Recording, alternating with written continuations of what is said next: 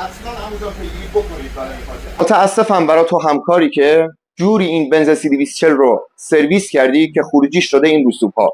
اینقدر رسوب داشت که من جرئت نداشتم دست به این ماشین بزنم. بنده خدا اومد اینجا به من گفت لطفاً روغن ماشینم رو عوض کن. من کاپوت دادم بالا، در به موتور باز کردم، دیدم بابا اوضاع خیلی خرابه. بهش گفتم اون چه جوری من در سرویس دادم؟ گفت من یکی در میون فیلتر عوض کردم. میام گفتم آقا توضیح نده، من گرفتم دیگه.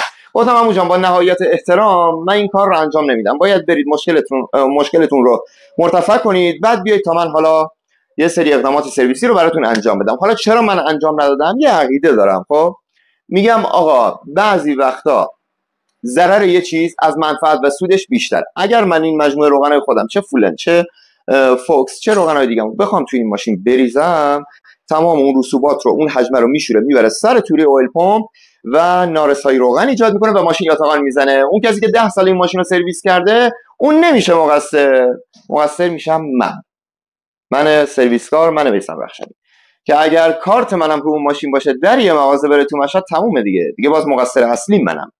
حالا بعضی از عزیزان میدونن چرا من اینجوری میگم. روغنی که شستشوی بالا داره در این موتورها ریختنش کاملا اشتباهه. اعتبار خودتون رو خراب میکنه. در جریان باشید. به قول اون ضرب المثل معروف میگه آقا عطار رو بلقا بخشید.